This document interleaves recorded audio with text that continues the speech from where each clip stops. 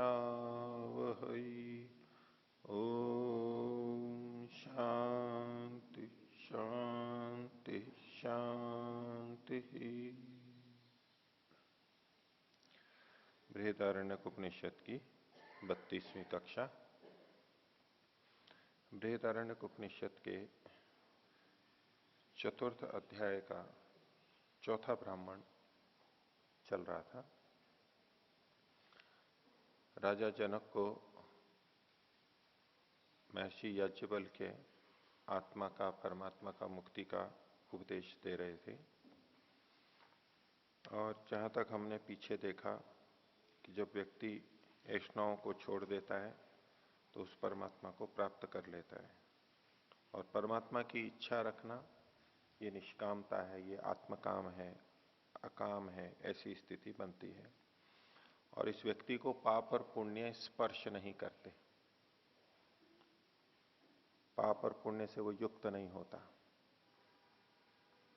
इसको दो दृष्टि से हम देख सकते हैं। एक तो वो पाप कर्म करता ही नहीं है, क्रिया के रूप में वो पाप कर्मों से लिप्त नहीं होता है क्योंकि शुद्ध हो गया है।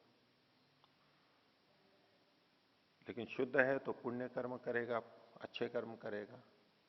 लेकिन अच्छे कर्म भी वो निष्काम कर रहा है, इसलिए वो पुण्य पुण्य नहीं कहलाते, वो पुण्य से भी ऊंची चीज हो जाते हैं। पुण्य मतलब तो सकाम श्रेष्ठ कर्म, और अपुण्य मतलब सकाम निकृष्ट कर्म। तो वो सकाम कर्मों से निवृत्त हो जाता है तो पाप कर्म भी नहीं झेलता करता, और न ही पुण्य कर्म सकाम कर्म करता है। वो तो निष्काम रूप से कर्म करता है, इसलिए उससे कृत अकृत यानी पुण्य और अपुण्य उसको स्पर्श नहीं करते। दूसरी दृष्टि से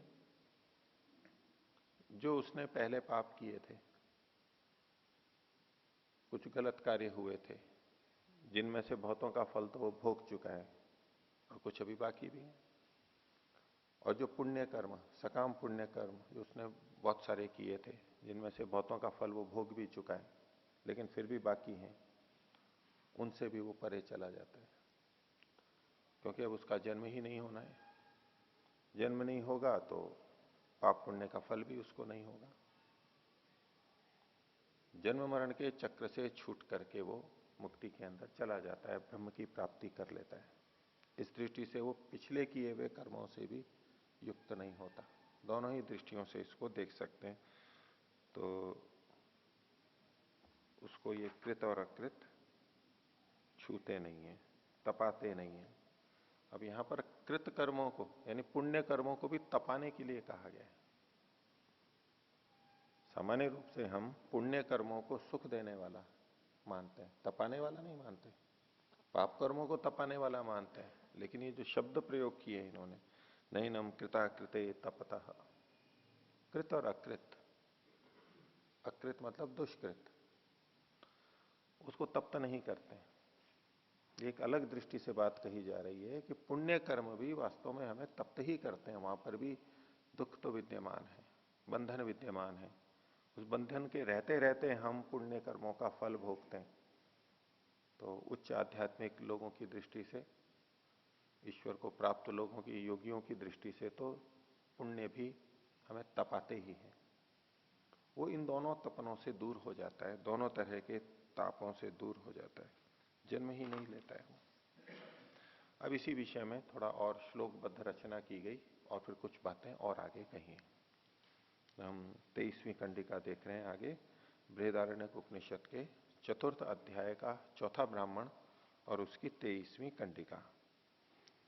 तदेतत ऋचा अभ्युक्तम, और यही बात ऋचा के द्वारा कही गई है। ऋचा मतलब यहां पर छंदोबद्ध रचना है, श्लोक के रूप में रचित है। वो एक शुरू का एक श्लोक है।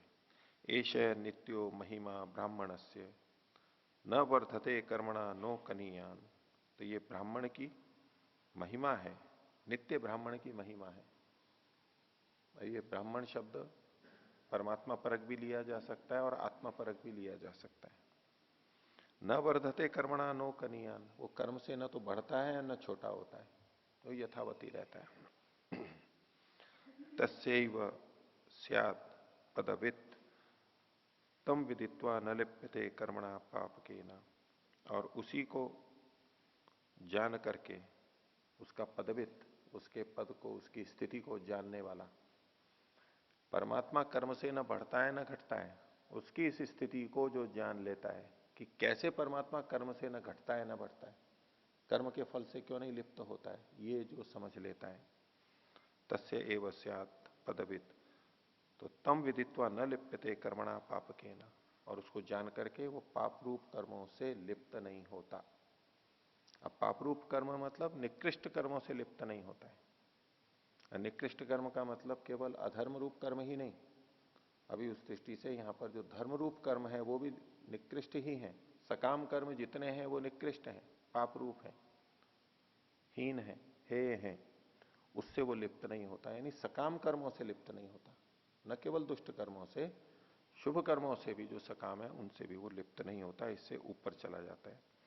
तस्मात एवं विद, इसलिए इस कारण से, इस प्रकार जो जान लेता है, परमात्मा को जान लेता है और स्वयं भी समझ लेता है, वो क्या होता है, एवं विद शांतो दांत उपरत तितिक्षु समाहितो भूत्वा आत्मनि एव आत्मानं पश्यति।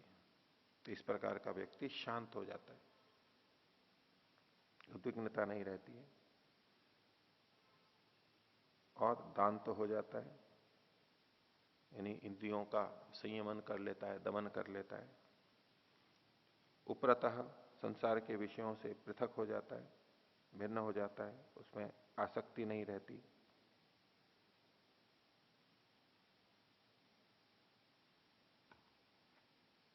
और तितिक्षु, तितिक्षु का मतलब है वो सहन करने वाला होता है, कष्टों को, जो भी विपरीत स्थिति आती है उसको सहन करने वाला हो जाता है। समाहितो भूत्वा, और समाहित होके, समाधिस्थ होके, एकाग्र होकर के, निश्चय पूर्व वाला होकर के, आत्मनि एवं आत्मानम पश्यति, उस आत्मा में ही अपने आप को देखता है। आत्मनि मतलब यहां पर आत्मनि एवं आत्मानम पश्यति, आत्मनि यानी अपने में, जीवात्मा में, आत्मानम यानी परमात्मा को देखता है, अपने अंदर, अपनी आत्मा में ही परमात्मा को देखने लगता है। तो आत्मा और परमात्मा दो अलग चीज हो गई। आत्मा में परमात्मा है क्योंकि वो व्यापक है, वो आत्मा के अंदर भी है, तो अपने अंदर ही अब उसको देखने लगता है, अपने अंदर ही उस परमात्मा को जानने लगता है, वो इधर उधर फिर नहीं भटकता है, और वो कहीं और जाने की आवश्यकता ही नहीं है उसको। तो ये जो कुछ गुण बताए हैं, शांत दांत उपरत स्थितिक्षु समाहित, तो सत्यात प्रकाश के नवे समोल्लास में मुक्ति प्राप्ति के जो उपाय बताए गए, उसमें एक उपाय षट्क संपत्ति भी है, उसमें भी यही शब्द आते हैं, शम दम उपरति तितिक्षा, एक श्रद्धा और है वहां पर, और समाधान, ये समाहित हुआ। समाधान का अर्थ महर्षि ने यही किया है, एकाग्र होना, वहां पर सब विषयों से मन को हटा करके एक तरफ, एक जगह टिक जाना, ये मुक्ति के उपाय हैं, वो ऐसी स्थिति में पहुंच जाता है। तो आत्मनि एवं आत्मानम पश्यति, अपने अंदर ही उस परमात्मा को देखता है। सर्वम आत्मानम पश्यति, और सबको अपने जैसा समझने लगता है, आत्मवत समझने लगता है, सबके अंदर परमात्मा को देखने लगता है, और सब जीवों को अपने जैसा, आत्माओं को अपने जैसा समझने लगता है। और ऐसा करने से क्या होता है, नैनम पापमा तरति, उसको पाप आक्रांत नहीं कर देता, पाप उसके ऊपर आ नहीं जाता है, पाप उसको डुबो नहीं देता है। नैनम पापमा तरति, सर्वम पापमानम तरति, बल्कि वो सब पापों से तर जाता है, सब पापों से ऊपर उठ जाता है। पाप जब उस पर तैर जाएगा, इसका मतलब है उसके ऊपर आ गया, उसने लिप्त कर लिया, पापों ने उसको अपने में डुबो लिया है, तो पाप उसको अपने में डुबो नहीं पाते हैं, और वो इनमें डूबता नहीं, वो इनसे ऊपर तैरता हुआ चला जाता है। सर्वम पापमानम तरति नैनम पापमा तपति, और पाप इसको तपाते भी नहीं है, दुख भी नहीं देते हैं, कष्ट नहीं देते हैं, वो पाप करता ही नहीं है और पापों से पृथक हो जाता है। और सर्वम पापमानम तपति, बल्कि वो सब पापों को तपाता रहता है, सब पापों को नष्ट करता है। पाप परेशान होते हैं कि ये हमारे को स्वीकार ही नहीं कर रहा है, पाप संतप्त हो जाएंगे, ये संतप्त नहीं होगा। और विपापो विरजो अभिचिकित्सो ब्राह्मणो भवति, ये पाप से रहित, निर्मल और संशय रहित ब्राह्मण हो जाता है, ऐसी स्थिति में पहुंच जाता है। एश ब्रह्मलोक का सम्राट, हे सम्राट ये ब्रह्मलोक है। जब नितांत मुक्ति में चला जाता है तो वहां पाप आदि से सबसे पूरी तरह से मुक्त हो जाता है। यहां पर भी होता है, यहां पर भी उसकी स्थिति बनती है, लेकिन मुक्ति में जाकर के तो ये सब इन सब से रहित हो जाता है। एनम प्रापितो असी हो वाच याज्ञवल के, याज्ञवल के जनक से कहते हैं कि याज्ञवल के वहां पर तेरे को मैंने पहुंचा दिया है, यानी तेरे को वो चीजें मैंने बता दी हैं, ये सारी चीजें जो बतानी थी वो बता दी है। या जनक फिर याज्ञवल को कहते हैं सोम भगवते विदेहान ददामी माम चापी सह दास्याय इति। तो ये भगवान, वो मैं आपको, अपने को और इस पूरे विदेह राज को आपके लिए अर्पित करता हूं। एक एक हजार पीछे देते रहे बहुत कुछ, अपने को भी अर्पित किया। यहां भी इस अंतिम स्थिति में अपने को और अपने पूरे विदेह को, राज्य को आपको देता हूं, इस पूरे विदेह को देता हूं और मैं अपने आप को भी आपको देता हूं। किसके लिए? दास्याय, आपकी सेवा के लिए, आपके सेवा कर्म के लिए, आपके हित के लिए मैं इस सबको देता हूं। ये सब आपकी हित में, आपकी सेवा में लगेंगे, आपके आदेशानुसार चलेंगे। सेवा केवल वैसे ही नहीं होती है, इस शारीरिक आदि दृष्टि से हम सेवा करते हैं, लेकिन उसके अनुसार चलने को भी हम कहते हैं कि ये सारा जीवन आपकी सेवा में अर्पित कर दिया, आप जो कहेंगे वो करेंगे, मैं भी आपके अनुसार चलूंगा और ये विदेह भी, राज्य भी आपके अनुसार चलेगा। और आगे कहा 24वीं कंडिका, सवा एश महानज आत्मा अन्नादो वसुदानो विंदते वसुय एवं वेद। वह यह आत्मा, ये परमात्मा के लिए कहा जा रहा है। सवा एश, महान, बहुत बड़ा है, सबसे बड़ा है। अज, जो उत्पन्न नहीं होता है, ऐसा ये आत्मा है। और अन्नादह, अन्नादह का एक अर्थ तो होता है अन्न को खाने वाला, अन्नमत्ति इति, वो उस अर्थ में भी है, लेकिन यहां दूसरे ढंग से अर्थ किया है कि अन्नम समन्ता ददाती इति अन्नाद, अन्न आद, अन्न को चारों ओर से पूरी तरह से जो देता है, ऐसा वो अन्नाद है। और वसुदान, और ऐश्वर्य को देने वाला है, हमारे लिए आवश्यक समस्त ऐश्वर्यों को वो देने वाला है, ऐसा जो समझ लेता है। विंदते वसु यह एवं वेद, जो इस प्रकार जान लेता है वो ऐश्वर्य को प्राप्त कर लेता है। जिस ऐश्वर्य को परमात्मा प्राप्त कराना चाहता है उस ऐश्वर्य को प्राप्त कर लेता है। अब परमात्मा ऐश्वर्य को देने वाला है, अब परमात्मा किस ऐश्वर्य को देने वाला है? तो परमात्मा एक दृष्टि से जब हम स्थूलता से देखते हैं तो ये सब अन्न, औषधि, रत्न, वायु, सोना, चांदी, इन सब ऐश्वर्यों को देने वाला है, तो वो इनको देता है। इनको तो जो ईश्वर को न जानने वाला है वो भी प्राप्त कर लेता है। ये कह रहे हैं कि जो ये जान लेता है कि परमात्मा वसुदान है, वसु को ऐश्वर्य को देने वाला है, वो ऐश्वर्य से युक्त हो जाता है। तो परमात्मा इस समस्त ऐश्वर्य से बढ़ के जिस ऐश्वर्य को देना चाहता है, और ये सारा ऐश्वर्य, भौतिक ऐश्वर्य जिस उद्देश्य से दिया जा रहा है, उस मुख्य ऐश्वर्य को वो प्राप्त कर लेता है, जो समझ लेता है कि परमात्मा ने दिया है। अब परमात्मा ने दिया है तो क्यों दिया है ये उसको समझ में आता है, तो उस परम ऐश्वर्य को प्राप्त कर लेता है। विंदते वसूय एवं वेद। और परमात्मा के लिए कहा सवा एश महानज आत्मा अजर अमर अमृतो अभयो ब्रह्म।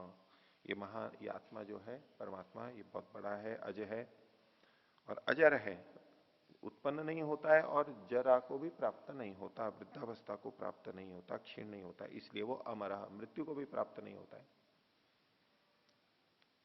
और इसलिए अमृत, वो विनाश को भी प्राप्त नहीं होता है, नष्ट नहीं होता है, क्षीण नहीं होता है, और इसलिए वो अभय है, भय से रहित है, ऐसा वो ब्रह्म है, बड़ा है सबसे। अभयम वही ब्रह्म, ये ब्रह्म कैसा है? अभय है, वो किसी प्रकार का भय नहीं है, किसी से भी किसी प्रकार का भय नहीं है। हम कुछ कुछ देर के लिए, कुछ समय के लिए, कुछ दिनों के लिए निर्भय अवस्था में रह लेते हैं, फिर कुछ ना कुछ भय हमें आ जाता है, और कुछ ना कुछ भय तो प्रत्यक्ष या परोक्ष हमारे मन में बना ही रहता है। चलते फिरते, उठते बैठते, बाजार में जाते, दुर्घटना का भय है, लुटने पिटने का भय है, रोग का भय है, इत्यादि कुछ न कुछ भय हमारे साथ में जुड़े रहते हैं। हम उस भय से प्रभावित हो या ना हो। भय से प्रभावित होते हैं तो कई लक्षण आ जाते हैं, और पसीना आ जाएगा, रक्तचाप बढ़ जाएगा, अवसाद आ जाएगा, कार्य नहीं कर पाएगा, दुखी हो जाएगा। ये तो बहुत स्थूल प्रभाव है। इस सूक्ष्म रूप से भय अंदर फिर भी बना रह सकता है। ये सारे लक्षण न होते हुए भी हमारे अंदर एक भय बना रह सकता है थोड़ा थोड़ा। उस भय को ध्यान में रखते हुए हम बहुत सी क्रियाएं करते हैं, अपनी सुरक्षा करते हैं। लेकिन परमात्मा तो अभय है, उसको कहीं भय ही नहीं है, किसी भी प्रकार का भय नहीं है। और उसको पाकर के आत्मा भी वैसा ही अभय हो जाता है, किसी प्रकार का भय नहीं। और भय नहीं तो कोई कष्ट भी नहीं। अभयम ही वही ब्रह्म भवती या एवं वेदा। जो ऐसा जान लेता है वह आत्मा भी बहुत बड़ा होकर के, यानी श्रेष्ठ होते हुए अभय को प्राप्त कर लेता है, ब्रह्म रूप हो जाता है, ब्रह्म को प्राप्त कर लेता है, और वो भी निर्भय अभय हो जाता है। तो इस प्रकार से ये जनक और यज्ञवल्क्य का संवाद उपदेश यहां पर समाप्त होता है। और ये चौथे अध्याय का चौथा ब्राह्मण भी समाप्त होता है। इन सब में हमने देखिए पीछे जो भी देखा उसमें बहुत जगह पे इन्होंने ऐसा करने से ऐसा होता है, ऐसा करने से ऐसा होता है, ये चीज साथ में जोड़ी हुई है सब जगह। आत्मा में आत्मा को देखता है तो ऐसा होता है, उसको अभय देखता है तो ऐसा होता है, यानी हमारे के साथ में इसका संबंध जोड़ा हुआ है। हमारे पे क्या प्रभाव आता है? ईश्वर को हम स्वीकार करते हैं तो उसका प्रभाव हमारे पे क्या आता है? ईश्वर को हम सर्वव्यापक मानते हैं तो हमारे पे क्या प्रभाव आता है? ईश्वर को हम न्यायकारी मानते हैं तो हमारे पे क्या प्रभाव आता है? ईश्वर को अंतर्यामी मानते हैं तो हमारे पे क्या प्रभाव आता है? अपने साथ में इसको हमेशा जोड़ा जाता है। ध्यान उपासना में भी इस तरह का ध्यान कर रहे हैं तो उसका प्रभाव हमारे पे क्या आ रहा है, क्या आना चाहिए, और वही उसकी कसौटी होती है। नहीं तो वैसे ही चलता रहेगा। तो आत्मयाजी है, आत्मयाजी के लिए यही लक्षण दिया गया कि ऐसा करते हुए मेरे को पे क्या प्रभाव पड़ रहा है, अपने पे क्या प्रभाव आ रहा है, ये सतत उसको देखना समझना होता है। तभी तो वो परीक्षा कर सकता है कि मैं जो ये कर रहा हूं ये ठीक है या नहीं है, ये उचित है या नहीं है। तो अब आगे चौथे अध्याय का पांचवा और छठा ब्राह्मण, वो दो हैं, ये आवृत्ति हुई है। पीछे याज्ञवल्क्य का मैत्रेयी के साथ संवाद था, दो पत्नियां कात्यायनी और मैत्री, उनके साथ वो विस्तार से हमने पीछे देखा था। वही चीज है, लगभग वही है, थोड़ा सा अंतर है, और बाकी सारी कथा वही है। इसमें प्रारंभ में किया इन्होंने पांचवा ब्राह्मण जो है, अतः याज्ञवल्क्य से द्वे भार्य बभूवतु, दो पत्नियां हुई, मैत्रेयी च कात्यायनी च, तयोरहा मैत्रेयी ब्रह्मवादिनी बभूव, स्त्री प्रज्ञा एव तरही कात्यायनी। तो मैत्रेयी थी वो ब्रह्मवादिनी थी, ब्रह्म को जानने वाली थी, ब्रह्म के बारे में चर्चा करने वाली थी, बोलने वाली थी। लेकिन कात्यायनी कैसी थी? स्त्री प्रज्ञा वाली थी, एक सामान्य स्त्री जैसी होती है, उसका सोच होता है, जो उसकी इच्छाएं होती हैं, जैसी उसकी क्रियाएं होती हैं, ऐसी ही कात्यायनी की थी। ऐसा ही पुरुष के साथ भी लगेगा, एक सामान्य मनुष्य है, उसकी पुरुष प्रज्ञा होती है, वो पुरुष की तरह से ही जो चीज चाहता है, जो भोगता है, इच्छाएं करता है, प्रयास करता है, कर्म करता है, वो एक सामान्य पुरुष प्रज्ञा हुई। एक ब्रह्मवादी होगा जैसे कि याज्ञवल्क्य थे, वो अलग हो जाएंगे। तो सामान्य मनुष्य की जो प्रज्ञा है, वो चाहे स्त्री हो तो स्त्री प्रज्ञा, पुरुष है तो पुरुष प्रज्ञा, और उससे बढ़कर के ये प्रज्ञा। तो याज्ञवल्क्य अन्य वृत्तम उपाकरिष्यन, अतः याज्ञवल्क्य अन्यत वृत्तम उपाकरिष्यन मैत्रेयी इति होवाच। दूसरा वाला है वो तो पीछे भी आया था, ये पहला वाला अतिरिक्त था। तो अन्य कुछ करता हुआ, अन्य वृत्त, अन्य व्यापार, अन्य प्रक्रिया अपनाता हुआ एक परिवर्तन करता है व्यक्ति। अभी तक गृहस्थ में थे, गृहस्थ से अब संन्यास हो रहे हैं, संन्यास को एक अलग दिनचर्या, अलग रहन सहन, सब कुछ एक अलग परिवर्तन आता है, उसको करते हुए बोलते हैं। और बाकी सारा संवाद हम पीछे देख ही चुके हैं। और इसी में अंत में 15वें के अंदर इन्होंने उसी तरह का उपदेश दिया है कि स ऐसा न इति आत्मा, ये जो आत्मा, ये भी नहीं है, ये भी नहीं है, निषेध के रूप में कथन है। इसको हम पीछे भी अभी देख चुके थे थोड़ा पहले ही। अग्रियो नहीं गृह्यते, अशीर्यो नहीं शीर्यते, असंगो नहीं सज्जते, असितो न व्यतते न रिष्यते, विज्ञातारम अरे के न विजानी आती थी, वो अग्रीय है, बंधन में नहीं आता, इसलिए दुख रहित है। उस जानने वाले को और किससे जाना जाएगा? और कौन सा साधन है जिससे उसको जाना जाएगा? वही तो सबका साधन है, वही हमें जनाता है। तो ये सारा उपदेश करके फिर याज्ञवल के प्रव्रज्या को चले जाते हैं, संन्यास्त हो जाते हैं। ये पूरा ब्राह्मण इसी कथा को कहता है। और छठा ब्राह्मण है वो पठन पाठन की और उपनिषद की जो परंपरा है, वो भी वंश परंपरा, ज्ञान परंपरा पीछे बताई थी, ये ज्ञान कैसे कैसे चल के आया, वो ही यहाँ पर छठे ब्राह्मण के अंदर भी दिया गया है। तो ये पांचवें और छठे ब्राह्मण भी समाप्त होते हैं और इस प्रकार से चौथा अध्याय भी समाप्त होता है। इसके आगे पांचवा अध्याय प्रारंभ है और उसका पहला ब्राह्मण, छोटा सा ब्राह्मण है, छोटी सी कंडिका है, लेकिन कुछ उतने में ही उपदेश है। अपने आप में वह भी छोटा है, लेकिन अपने आप में बड़ा उपदेश है। प्रसिद्ध मंत्र है, बोलते ही रहते हैं, ओम पूर्णमदः पूर्णमिदं पूर्णात् पूर्णमुदच्यते पूर्णस्य पूर्णमादाय पूर्णमेवावशिष्यते। तो ओम तो परमात्मा को उद्धृत किया, पूर्णम अधः, वह पूर्ण है, अधः दूर वाले को बोलते हैं, परोक्ष को बोलते हैं। वैसे तो परमात्मा निकट है, हमारे अंदर भी है, तो हम निकट में भी बोल सकते हैं, लेकिन सीधे हमारे ज्ञात नहीं होता, इसलिए उसको परोक्ष मानते हुए पूर्णमदः। और पूर्णमिदम, ये भी पूर्ण है। इदम मतलब यह है, ये जगत, ये जो कार्य जगत है, ये जो निकट है, जो हमें प्रत्यक्ष है, ये भी पूर्ण है। वह भी पूर्ण है, यह भी पूर्ण है। पूर्णम अधः पूर्णमिदम, वह भी पूर्ण है, यह भी पूर्ण है। अब संसार को तो हम अपूर्ण मान करके चलते हैं। ये संसार पूर्ण होता तो फिर तो यहीं रह जाते हैं ना हम, क्यों मुक्ति के लिए जाते हैं? यहाँ हर जगह हमारे को कमियां दिखाई देती है। ऋतुओं की विपरीतता होती है, शरीर की विपरीतता होती है, खान पान की विपरीतता होती है, जीव जंतुओं की होती है, बहुत सारी होती रहती है। तो हमारी दृष्टि बनती है कि ये पूर्ण नहीं है, और हम इसको अच्छा अच्छा करके और पूर्ण बनाने का प्रयास करते हैं और अच्छा अच्छा करते हैं। तो ये सब कर्म तो हम कर ही सकते हैं, लेकिन फिर भी हम ये कर्म इसी के अंतर्गत करते हैं, इसी की वस्तुओं को लेकर के करते हैं। ये जितनी अच्छी बन सकती थी, परमात्मा ने अच्छे से अच्छी बनाई है, इस दृष्टि से ये पूर्ण है। हर इंद्रियां, हर साधन, हर शरीर, जो हमें ज्ञान के लिए, कर्म के लिए, भोग के लिए, जीवन के लिए आवश्यक है, वो सब है। इस दृष्टि से ये पूर्ण है। अपूर्ण उसको कहते हैं जिसमें कमी हो, न्यूनता हो, कुछ चीज कम रह गई तो क्या अपूर्ण है। और जो पूर्ण है मतलब जितना हो सकता है उतना है। एक छोटे से पात्र को भी हम कहेंगे कि ये पूर्ण है, अगर वो पूरा भरा हुआ है तो उसका ये मतलब नहीं है क्योंकि बड़ा पात्र है वो पूर्ण है तो छोटा पात्र भी बड़े पात्र के बराबर ही हो गया। ये पूर्णता इस बात को बताता है कि इसमें कमी नहीं है, जितना हो सकता है उतना है, जितना भरा जा सकता है उतना ये भरा गया है, ये पूर्ण है, ये तो भर गया, ये तो पूरा है। इसके आगे और कुछ इसमें संभव नहीं है। तो परमात्मा पूर्ण है, उसमें कुछ और कमी नहीं है, कोई और बढ़ नहीं सकता है।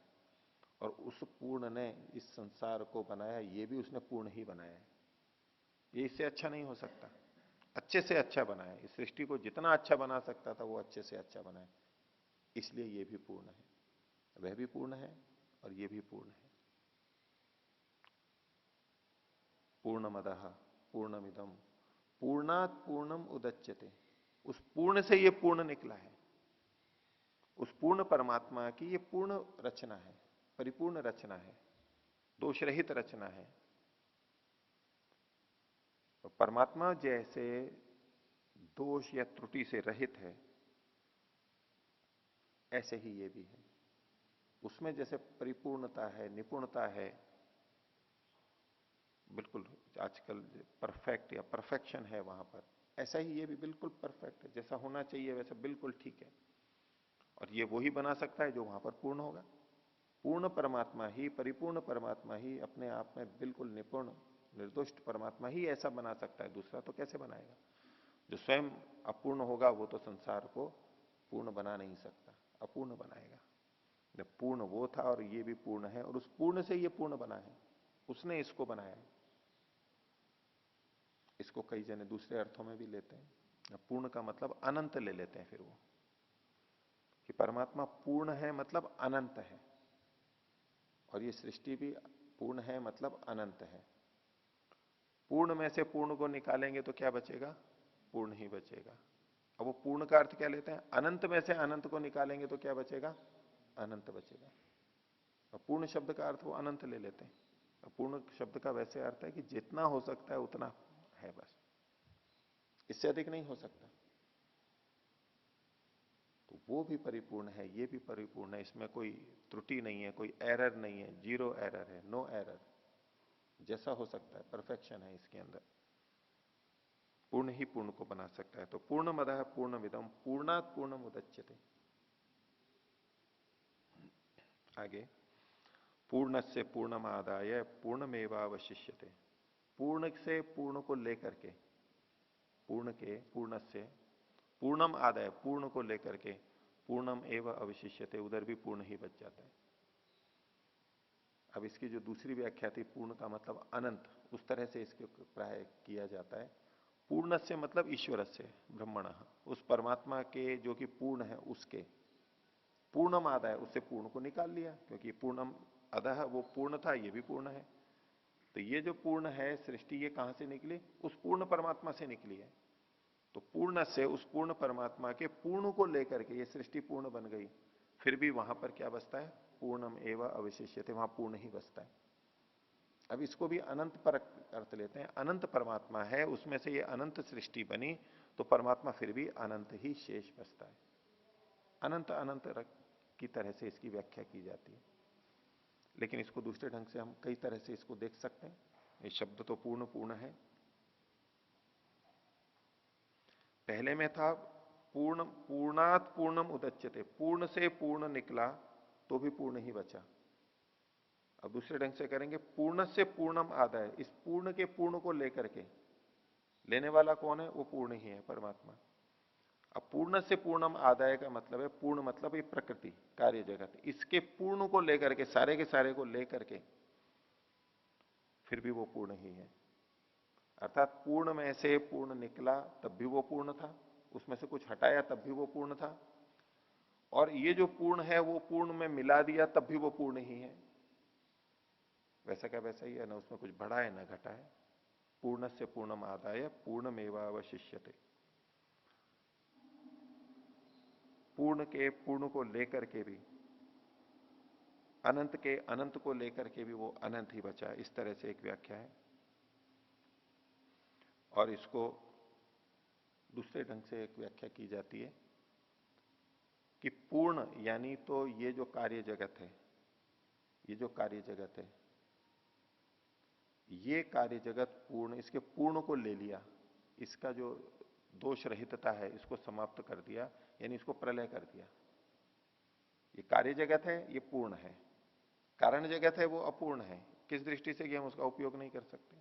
ये संसार तो ऐसा बना हुआ है जैसा हमें चाहिए वह सब कुछ है यहां पर, लेकिन जब प्रलय अवस्था में चला जाएगा तो ये जो पूर्ण कार्य जगत है, इसके पूर्ण को लेकर के, यानी इसके पूर्णत्व को हटा के, यानी वापस मूल प्रकृति में ले आए, तो ये संसार तो पूर्णता को छोड़ करके अपूर्णता में चला जाता है कारण में।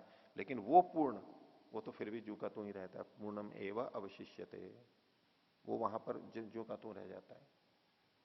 ये एक और ढंग से व्याख्या है। एक और व्याख्या इसके अंदर कि जिसने ये जान लिया पूर्णमदः पूर्णमिदम पूर्णात् पूर्णम उदच्यते, अब उस पूर्ण के, इन परमात्मा के पूर्णम आदाय, उसके पूर्ण आनंद को लेकर के, परमात्मा परिपूर्ण है, आनंद से युक्त है, और उसके उस पूर्ण आनंद को हमने लिया, जीवात्माओं ने लिया, समाधि में लिया, मुक्ति में लिया, तो हम जो आनंद ले रहे हैं वो भी पूर्ण है। अब हमने जब उससे पूर्ण आनंद लिया तो भी वहां पर पूर्ण ही बचेगा, उसमें के आनंद में कोई कमी नहीं आएगी। सामान्य दिमाग हमारा, मस्तिष्क ये बनता है कि हम किसी से कुछ भी लेते हैं तो वहां कुछ ना कुछ तो कमी हो जाएगी।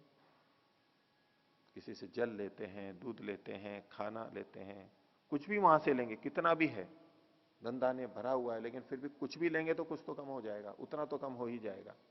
तो हम जो परमात्मा का आनंद लेते हैं, उस पूर्णता से लेते हैं, वो पूर्ण है, पूर्ण आनंद हमने लिया, तो भी उसका आनंद वहां कम नहीं होता है, उसका आनंद यथावत ही बना रहता है। पूर्ण से पूर्णमादाय पूर्णमेव अवशिष्यते, उसमें कमी नहीं आती है।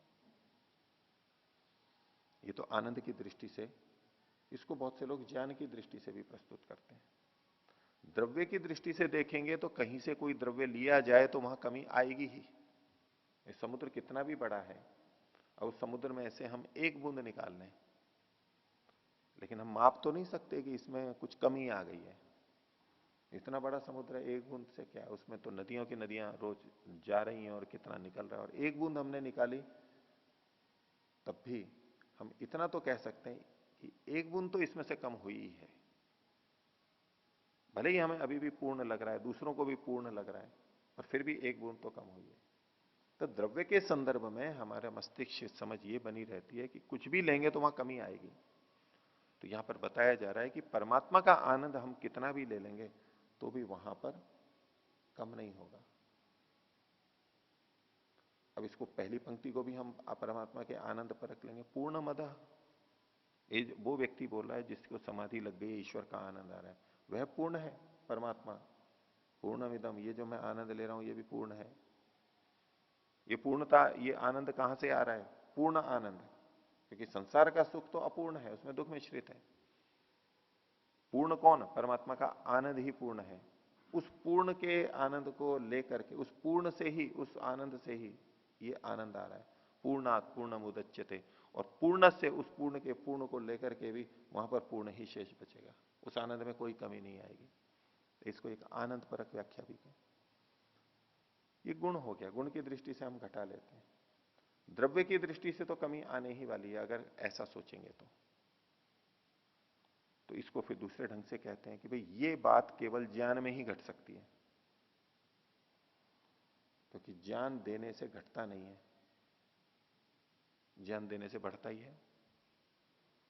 तो परमात्मा में जो ज्ञान है, उससे हमने ज्ञान लिया तो भी उसमें ज्ञान में कोई कमी नहीं आई।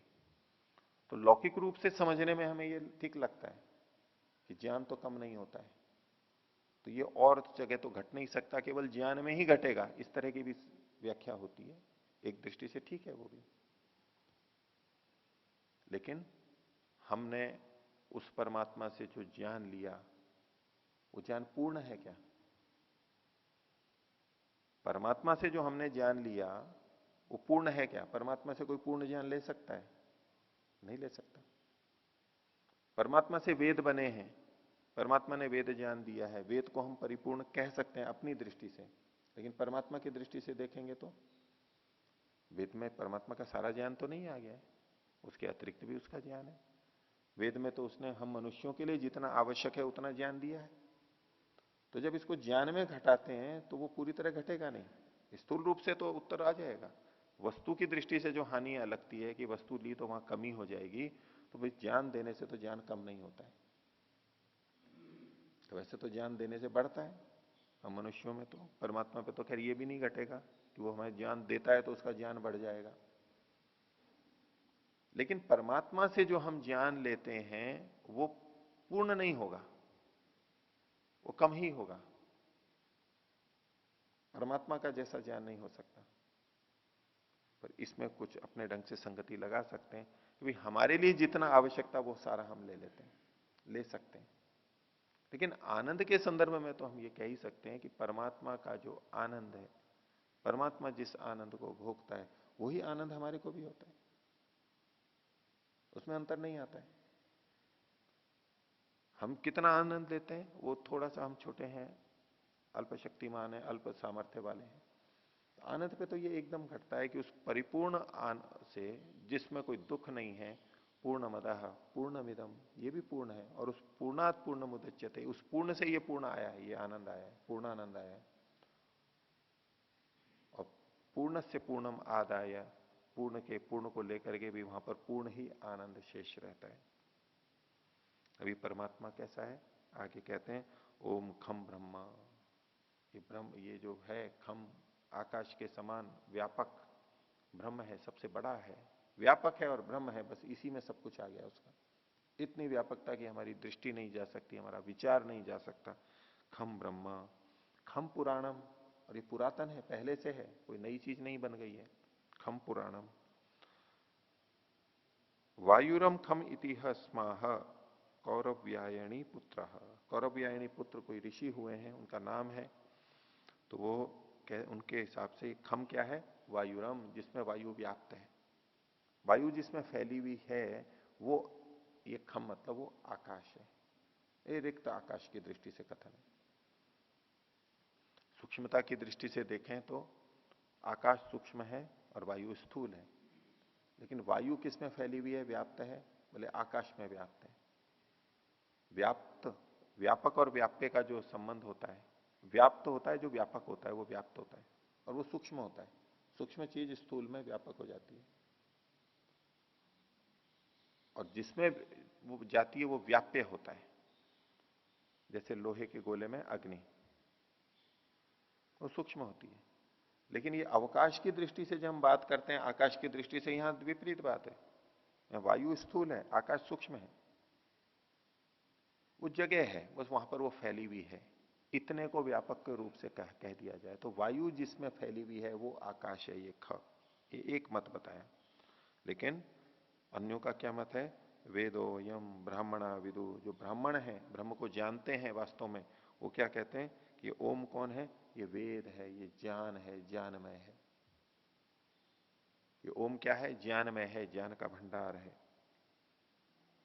और वेदेन एनेन यत वेदितव्यम, वेद एनेन यत वेदितव्यम, और जो कुछ भी जानना है, जो जानने योग्य है, वो इसी से जान लेते हैं। ये ओम है, ये ज्ञान रूप है, और जो भी जानने योग्य है वो इसी से जान लिया जाता है, इसी से जाना जा सकता है। जो कुछ भी हम जान सकते हैं इससे जान सकते हैं, ऐसा वो परमात्मा है। तो इतना ही बस, ये पहला ब्राह्मण था, पंचम अध्याय का पहला ब्राह्मण, एक ही कंडिका इसमें थी। अब दूसरा ब्राह्मण लेते हैं। इसमें एक छोटी सी कथा कहते हुए कुछ बातें समझाई गई हैं। पहली कंडिका में कहा त्रया प्राजापत्या, प्रजापति की 3 संतानें थी, 3 प्रकार की। तो प्रजापति कौन है ये आगे भी बताएंगे इसमें। वैसे तो वो परमपिता परमात्मा ही प्रजापति है। तो त्रया प्राजापत्या, वो 3 प्रजाएं थी, उनकी 3 थी। तो प्रजापतो पितरी ब्रह्मचर्यम ऊषु, और वो तीनों उस प्रजापति पिता के पास में, उसकी सन्निधि में इन्होंने ब्रह्मचर्य का पालन किया, यानी तपस्या की, अध्ययन आदि शिक्षा ग्रहण की। देवा मनुष्य असुरा, वो 3 कौन थे? तो देव, मनुष्य और असुर, 3 कोटि कर दी। देव श्रेष्ठ है, मनुष्य मध्यम है, और असुर निचले। एक दृष्टि से वो सभी मनुष्य हैं, मनुष्य शरीरधारी हैं, लेकिन जो प्राण पोषण में लगे हैं, शरीर के आनंद और सुविधा में लगे हैं, वो असुर हो गए। जो उससे कुछ ऊपर है वो मनुष्य हो गए, और जो उससे भी ऊपर है वो देव हो गए। तो उषित्वा ब्रह्मचर्यम देवा ऊचु, जब समय पूरा हो गया तो देवताओं ने उनसे कहा, प्रजापति से कहा, ब्रवीतु नो भगवान इति, आप हमारे लिए कुछ कहिए, कुछ उपदेश दीजिए। इस उपदेश के लिए ही तो हमने तपस्या की थी, ब्रह्मचर्य का पालन किया था, कुछ उपदेश दीजिए।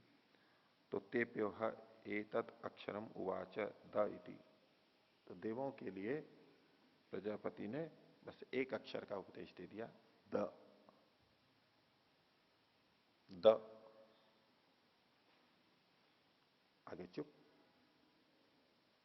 और फिर बोल दिया विद्या शिष्टा इति, जो आपको जनाना था वो मैंने जना दिया है। क्या आपने जान लिया है? द बोल दिया, बोले आपको समझ में आ गया। अब उन्होंने भी वहां पर ब्रह्मचर्य का पालन किया था, तो बोले विद्या शिष्मा ही थी, हाँ ऊंचू, बोले हाँ हमने जान लिया है, समझ लिया है, रहस्य को समझ लिया। रहस्य में ही भाषा है द, अब द से क्या समझेंगे? देवों ने कहा सब समझ लिया हमने, आपका मंतव्य हमने समझ लिया, आपने संकेत किया, संकेतों से ही समझ जाते हैं। तो क्या मतलब है? बोले दाम्यता इति न आत्थ इति, आपने हमें कहा कि दमन करो। दमन करो का मतलब इंद्रियों पर संयम करो। अभी दमन शब्द आजकल इतना निंदित हो गया है कि दमन का मतलब है बाहर से रोक देना। अंदर से इच्छाएं हैं, बाहर से रोक देना जबरदस्ती। उसकी बहुत आलोचना होती है, बोले दमन करते रहते हैं, इससे कुछ नहीं होने वाला है। तो दमन का मतलब अंदर से समझ पूर्वक है, ऐसा दमन नहीं है बाहर से रोक दिया है केवल। इंद्रियों का संयम करो, इनको भी पता है कि इंद्रियों का संयम अंदर से ही होता है, पूरी तरह अंदर से ही होता है, तो उसी का ग्रहण है होगा यहाँ पर। तो दाम्यत इति आत्थ न आत्था इति, आपने हमें ये कहा कि अपना इंद्रियों का संयम करो। तो इस पर याज्ञवल के फिर कहते हैं ओम इति होवाच विद्याशिष्ट इति। हाँ ठीक कहा आपने, मैं यही कहना चाहता था आपको, आपने समझ लिया है, आपने समझ लिया है कि मैं आपको क्या करना है। अब द से दाम्यता, दाम्यता में भी द शब्द का है, दमन का द शब्द है, वो द बोलते ही उनको कौन सी चीज नजर में आई? जो उनको अपनी कमी अनुभव में आई थी कि नहीं हमारी ये कमी है। अब सामने जिससे हम उपदेश ले रहे हैं वो हमें वही तो कहेगा जो हमारे में कमी है। हम उनके पास में आए सीखने के लिए, शिक्षा लेने के लिए, हम कह रहे हैं कि आप हमारे लिए उपदेश करो, तो वो जो उपदेश देंगे तो कुछ सोच समझ के ही तो करेंगे। तो ये हमारे लिए यही कहना चाह रहे होंगे, जो हमारी कमी है यही तो हमें होना है, बाकी तो हमारे में अच्छी चीजें हैं सारी देवलोगों में, लेकिन इंद्रियों का संयम नहीं है। आगे देवताओं के बाद में फिर मनुष्य पहुंचे। अतः हैनम मनुष्य ऊंचू ब्रवीतुनो भवान इति, ये प्रजापति आप हमारे को भी दीजिए उपदेश। तो प्रजापति ने फिर वही कहा तेभ्यो एतद एव अक्षरम उवाच द इति, उनको भी द ही बोल दिया, द। तो और फिर पूछा कि समझ लिया क्या उपदेश दे रहा हूं मैं? मनुष्य ने कहा विद्या शिष्मा इति, हाँ हमने समझ लिया, ये भी बुद्धिमान थे। तो क्या कहा? तो इति ऊचुर दत्ता इति न आत्था इति, देव आपने हमारे को ये उपदेश दिया है।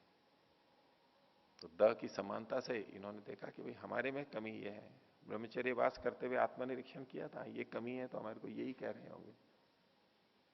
हम देते नहीं है दूसरों को, देने की प्रवृत्ति नहीं है, देने लगेगा तो देव बन जाएगा, तो देते नहीं है, मनुष्य है, अपने लिए ही काम करता रहता है। तो बोले देना चाहिए हमारे को। तो प्रजापति ने ओम करके कहा हाँ आपने ठीक समझ लिया, मैं यही कहना चाहता था।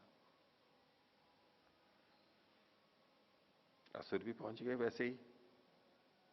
तो अतः एनम असुरा ऊचुर ब्रवीतुनो भवान इति, आप भी हमारे लिए भी कहिए कुछ उपदेश। तो प्रजापति ने तेप्यो एतद एव अक्षरम उवाच द इति, यही द शब्द बोल दिया और कहा कि समझ लिया आपने, जान लिया है? तो उन्होंने कहा कि हाँ जान लिया है। बोले क्या? तो बोले दयध्वम इति, दया करो, ये जान लिया है, दया करो। क्योंकि असुर लोग थे, अपने प्राण पोषण में तत्पर थे, उसके लिए दूसरों पर के साथ निर्मम व्यवहार करके भी, उनसे शोषण करके भी, कैसे भी अपना सुख केवल लेना है, अपनी सुविधा जुटानी है, ऐसा करते थे, दया नहीं करते थे दूसरों पे। तो प्रजापति ने कहा हाँ ठीक है, तुमने भी ठीक जान लिया। तो देखिए एक ही उपदेश था और तीनों ने अलग अलग लिया। बड़ी प्रसिद्ध कथा है ये, उपदेशों में कही जाती है बार बार। इसके पीछे मनोविज्ञान छुपा हुआ है कि हम वो बात पकड़ते हैं, हमें वो चीज पकड़ में आती है जो हमारे अंदर चल रही होती है, हमारे से संबंधित होती है, हम उसके प्रति ग्राह्य होते हैं। यहाँ यही उपदेश दिया गया, सीधे सीधे उपदेश दे दिया तब तो प्रकट हो ही गया, लेकिन अप्रकट रूप में अगर हमें कुछ बोला गया है तो हम वो ग्रहण करेंगे जो हमारे अंदर है, जो हमें आवश्यक लग रहा है। कुछ उस तरह से जैसे स्वाध्याय इष्ट देवता संप्रयोग है, जो उसको इष्ट है अभिष्ट है वही चीजें दिखाई देंगी उसको। जैसे कि ऊपर बादल में कोई कहे कि देखो क्या दिखाई दे रहा है बादल में, कोई रचना दिखाई दे रही है, तो अलग अलग रचना दिखाई देगी एक ही उसके अंदर। एक पत्थर पड़ा हो, ये पत्थर है और यहाँ इसमें तरह तरह के चिन्ह बने हुए हैं संगमरमर के अंदर जैसे होते हैं काले पीले, किसी को देखे अच्छा देखो इसमें क्या है। चंद्रमा के अंदर भी कुछ जो थोड़ा कालापन दिखता है बीच बीच में, वो उसके गड्ढे हैं जो भी, कहते देखो क्या है ये, क्या दिखाई देता है चंद्रमा के अंदर? कोई कहता है खरगोश है, कोई कहता है कोई बुढ़िया चरखा चला रही है, कुछ और भी है, किसी को कुछ दिखाई देगा, किसी को कुछ दिखाई देगा। हमारी जैसी दृष्टि है, जैसा हमें दिखो वो चीज दिखने लगती है।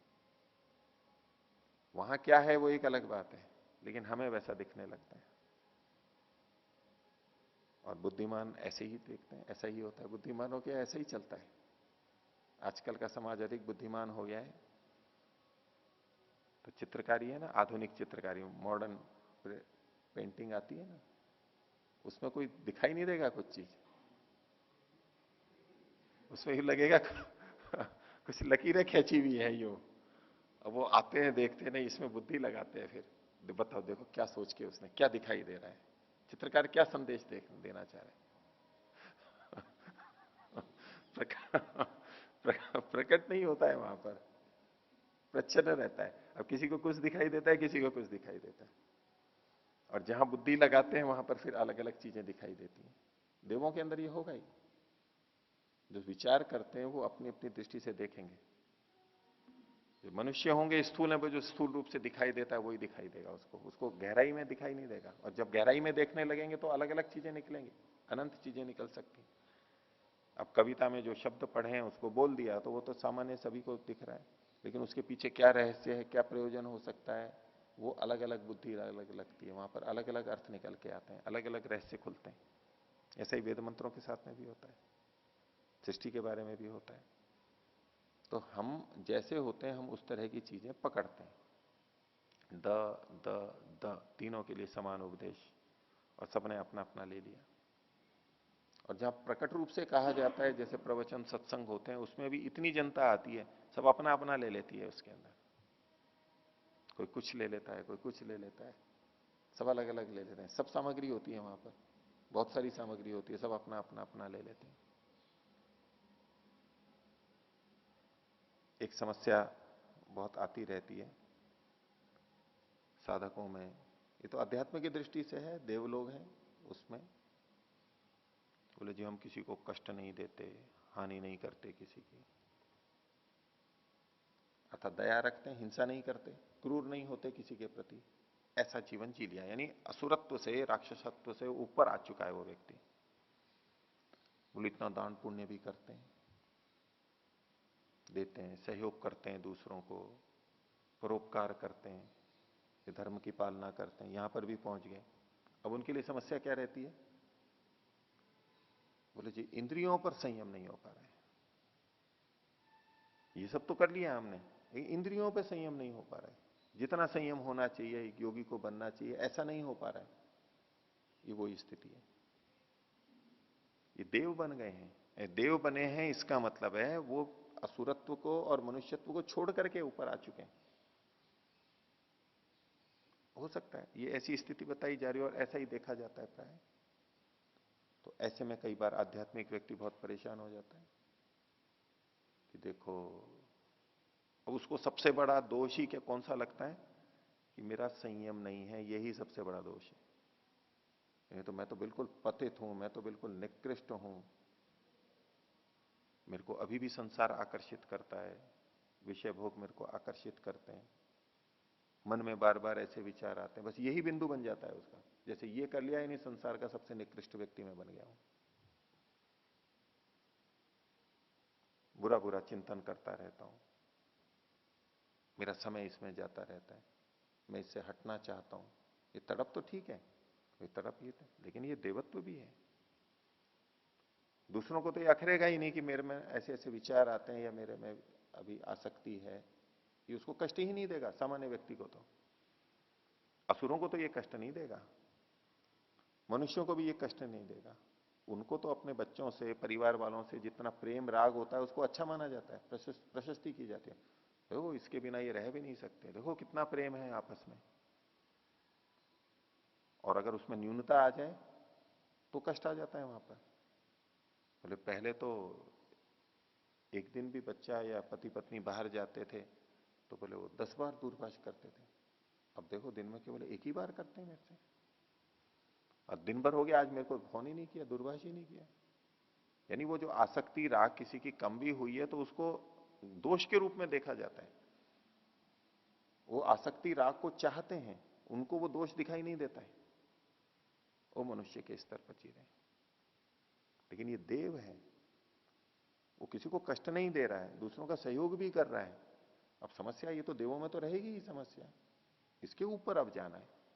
लेकिन ये कोई निकृष्ट स्थिति नहीं है, ये ऊंची स्थिति है। कम से कम हम असुर तो नहीं है, राक्षस तो नहीं है, मनुष्यत्व से तो ऊंचे उठ चुके हैं हम। अब इस पे काम चल रहा है, इसको ठीक कर लेंगे और निष्काम बन जाएंगे, जीवन मुक्त योगी बन जाएंगे। तो ये ऐसी निकृष्ट बात नहीं है कि जिससे अपने आप को हम समझ लें कि हम तो बिल्कुल ही गए बीते हैं और पता नहीं इससे बुरा कुछ होता ही नहीं है। ये इतने संस्कार हैं जन्म जन्मांतर के, होगा ही ये तो। इसको हटाना है, इसीलिए तो जन्म लिया है हमने, परमात्मा ने इसीलिए तो जन्म दिया है, इन सबको साफ करना है। तो चीजें दिखेंगी, अंदर की गंदगी दिखेगी, साफ करते चले जाएंगे। तो सफाई करने ही तो आए हैं यहां पर। क्या ऐसे शुद्ध बन करके आए हैं कि बस सब कुछ शुद्ध रहे और कुछ करना ही नहीं है? गंदगी दिखी तो बोले रोने लग गए। गंदगी दिखी कि अच्छी बात है, गंदगी दिखी है मैं हटाऊंगा इसको, मेरे को अपना पता लग रहा है कैसे कैसे संस्कार हैं मेरे में, तो देवों में ये होगा। ऐसे ही जो मनुष्य हैं वो कहे कि जी ये तो मनुष्य है, ये ऐसा है, ये किसी को देता ही नहीं है, अपने घर के पालन पोषण में लगा है, अपने लिए लगा हुआ है, बस किसी को देता ही नहीं है। अब उसको हम बहुत निकृष्ट मान लेते हैं, देता ही नहीं है तो दान ही नहीं देता है, कंजूस है। कि चलो नहीं देता है, किसी की हिंसा तो नहीं करता, ये असुर तो नहीं है, राक्षस तो नहीं है, क्रूरता तो नहीं करता है किसी से, ये भी एक ऊंचा स्तर है। असुर से तो ऊंचा चला गया ये, ठीक है, कोई बात नहीं। अपने पोषण के लिए लगा हुआ है, अपने लिए कर रहा है, लेकिन दूसरे को हानि नहीं दे रहा है, अपने आप में ये भी अच्छी बात है। अब उससे आगे जाएगा वो, उसको देना शुरू करेगा। तो अगर हम दस्यु के रूप में हैं, राक्षस के रूप में हैं, और हम दया करने लगेंगे तो मनुष्य बन जाएंगे। और मनुष्य हैं और अगर हम देने लग गए तो हम देव बन जाएंगे। और देव हैं और संयम कर लेंगे तो हम मुक्त बन जाएंगे। इस सारा का सारा उपदेश द के माध्यम से इन्होंने प्रदान किया।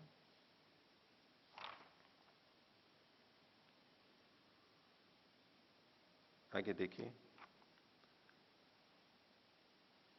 तदेतत एव एषा दैवी वाक् अनुवदति स्तनयित्नुर द इति दाम्यत दत्त दयध्वमिति।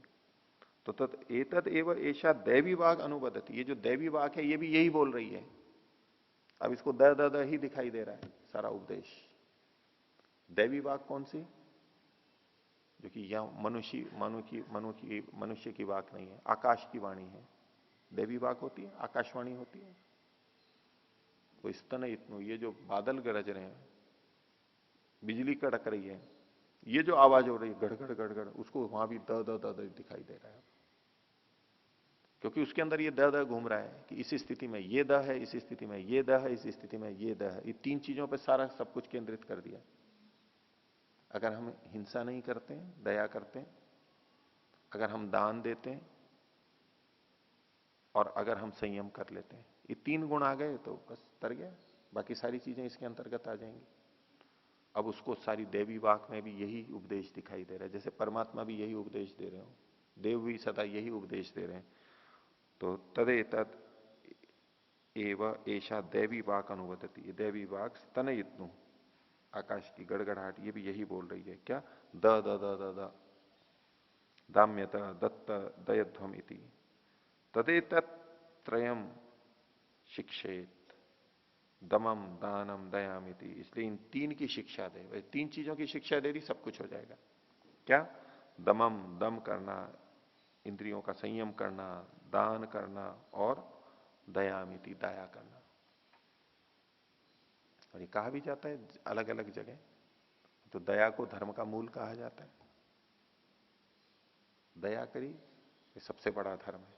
दया करो, दया करो, क्रूरता मत करो, हित करो, ये अपने आप में बड़ा है।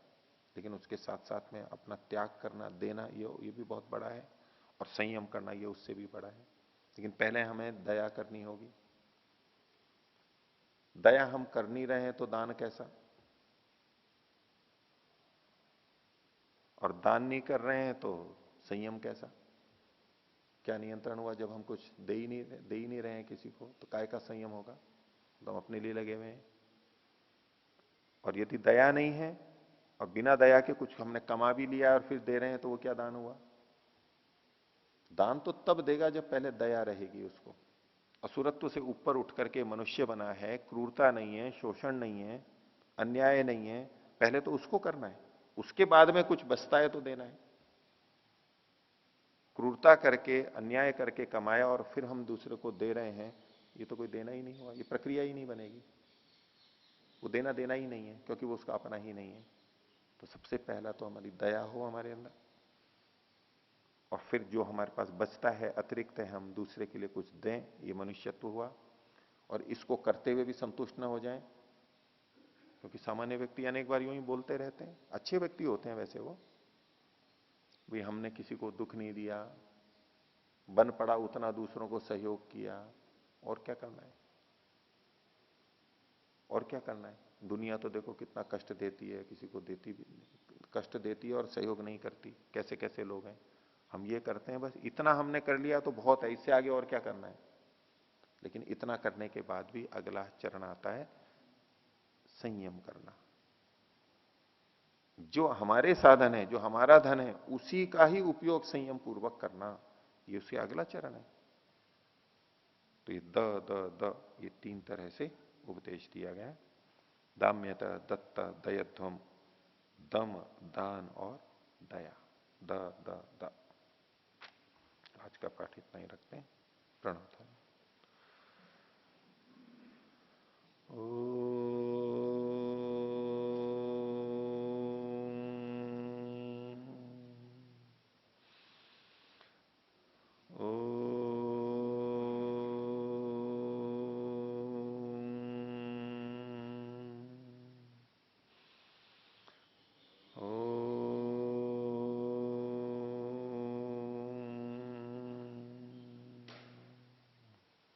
सभी को सदर अभिवादन। ओम।